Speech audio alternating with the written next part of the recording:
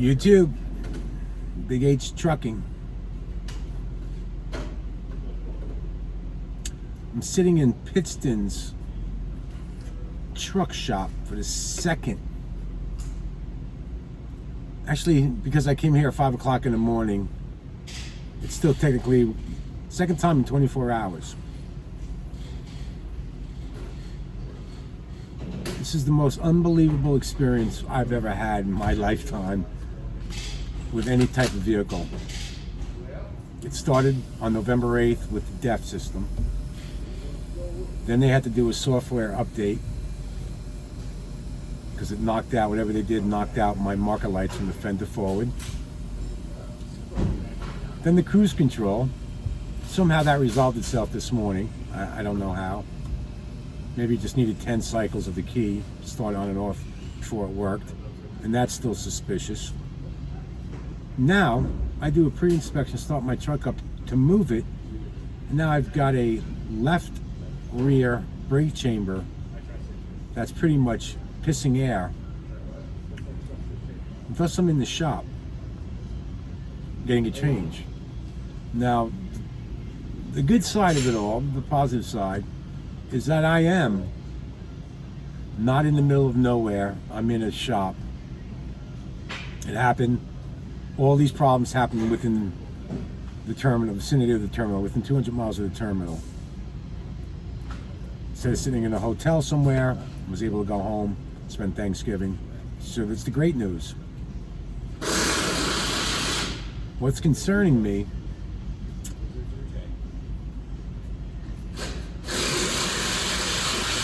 is I'm running into one problem after another problem after another problem. As one gets resolved, another one arises.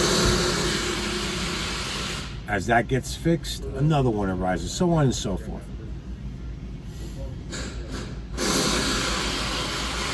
So I have a scheduled PTA. I was going to go out tonight. I said, you know what? I didn't get in until 4 o'clock last night, whatever, 4 in the morning. Didn't really sleep too well this morning. You know what? I'm gonna stay in, get to bed early, get up and go forward tomorrow morning. Thank God I didn't set my PTA for tonight. So there's always a reason behind things. I believe in faith. Shit happens for a reason. Sometimes you never find out, sometimes you find out. There's a reason why I've stayed in tonight. Thankfully, I'm not on the road.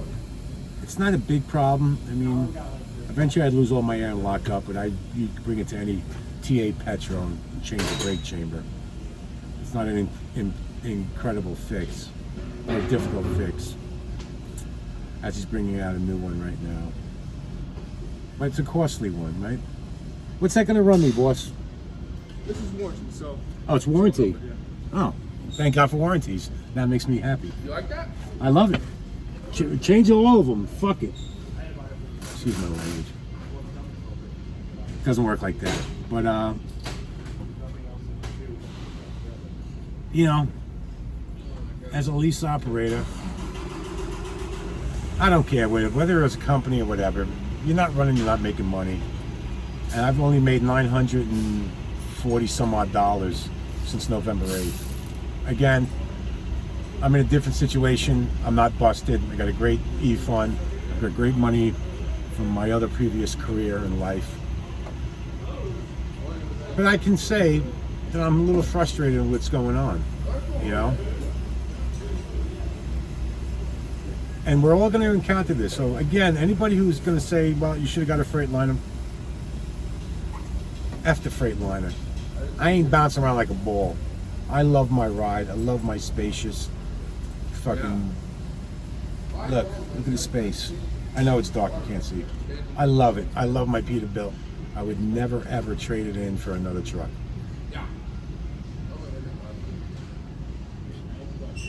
These are things that occur, and this is why I'm documenting my journey in trucking.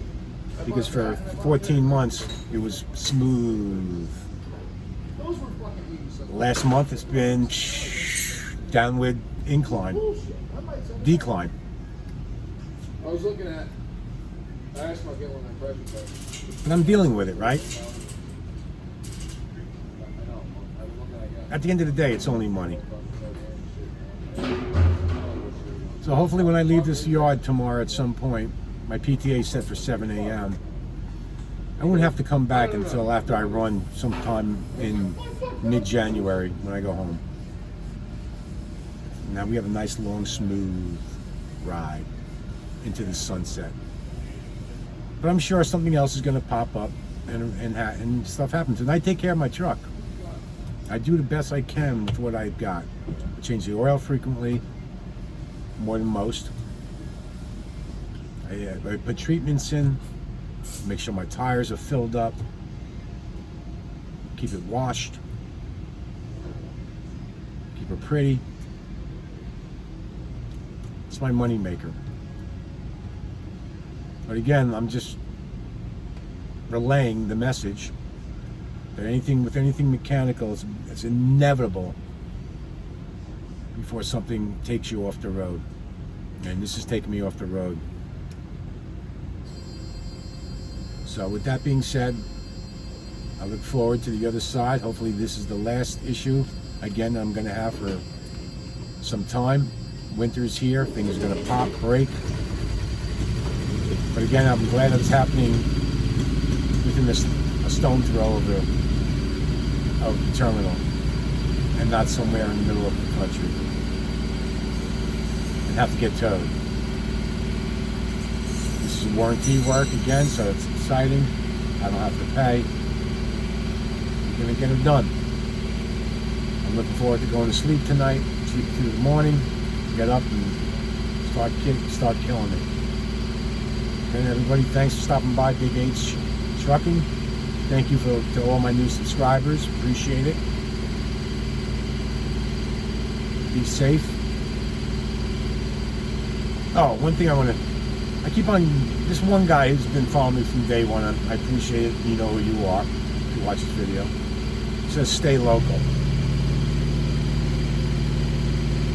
I'm in New York, I'm on Long Island. There ain't nothing local that's going to make the money that I make being an over-the-road trucker. First of all, being an over-the-road versus local, I don't have to punch a clock. I don't have to deal with the politics of the office. I don't have to deal with the BS of a company.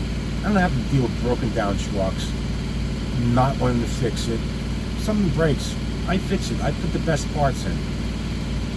I don't hear from anybody at Prime. I get my dispatch load, I'm gone. Nobody's hemming and hawing. I don't have to deal. You know what New York traffic is like? Long Island traffic? Deal with that each and every day.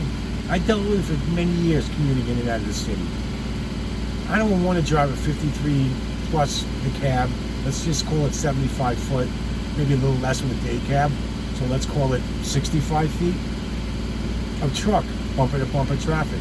And the money is not there. I mean, believe me, I've priced it out. And I'm only gonna make, you're only making $1,200 to $1,500 a week gross. That's before taxes. I'm doing way better than that with Prime. And I get left alone. And I beat to my own horn. I go home when I want to go home. I go home as long as I want to go home. You're not going to get that as a local company guy. And second of all, the write-offs that I get as being a lease operator is second to none. That's what people are failing to realize. W-2 employee, you get shafted. 1099 contractor, I write everything off from fuel to clothes, the gloves, the socks, you name it. It's a business expense at the end of the day. It's a write-off. Get that through your skulls, people. W-2 is not the way to go. I've done both. I pay very little taxes because I keep track of everything and I've got a really good accountant. But the more important thing forget about the taxes and the money for a minute, I'm left alone. You can't put a price on being left alone. There ain't no pressure. The only pressure is pressure you put on yourself.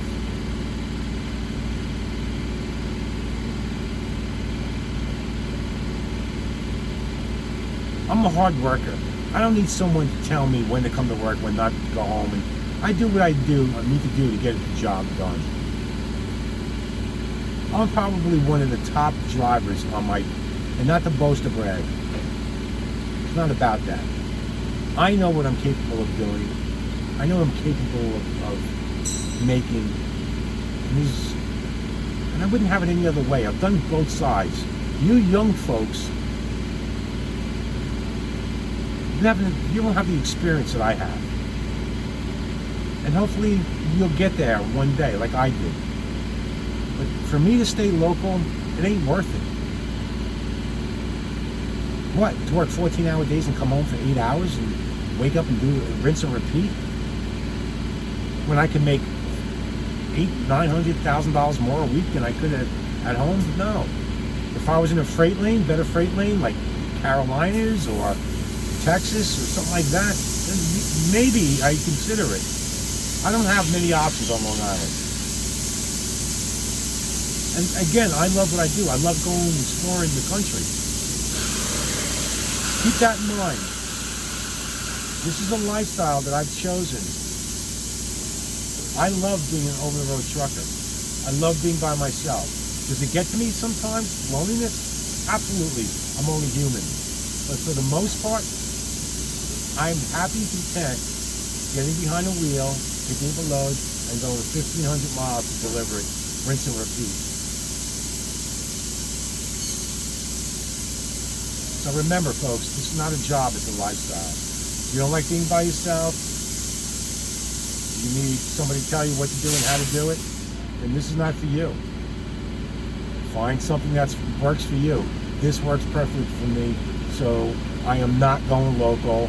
I have no reason to be a local driver. At this point in my life, I'm happy. If I was younger, I'd be looking to buying trucks. Not these new fucking trucks, but the older ones, the ones with no depth system. I hear a lot of complaints about it. So again, anyone who's got a new truck, God bless you. Good luck. I hope it all works out for you. But please get rid of it before you encounter, after warranty, situations with death. I would love to get an old 2007 and older Peterbilt, even exempt E-logs, and do the written E-logs and lease on. But I don't have a yard to store the truck, and I'm not mechanically inclined to fix those trucks. I don't have forklifts. I don't have $30,000 worth of tools. I don't have a garage. I don't have storage. I live on Long Island. It's houses and buildings, houses and buildings. And for me to get property on Long Island, it's absolutely ridiculous amount of money.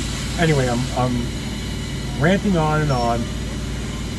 I'm going to be 57 in May. My days of owner op, it's a dream. It's not going to be reality. I'm content with grossing $65,000 to $7,000 a week to the truck. That's not what I take home. I enjoy what I do until something else pops up, because you never know. I'm always open-minded. This is where I'm staying. It's prime. I love it. I respect it. They have the tools to make you successful. So all you haters, hate. I'm content. I'll always promote Prime. Things happen to turn in my life. Prime gave me an opportunity that most trucking companies wouldn't give me. And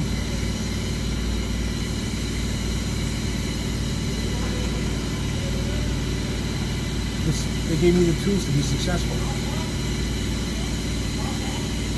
With that being said, BigH Trucking, know your worth, know what you want to do, stay safe and make great decisions. Peace out.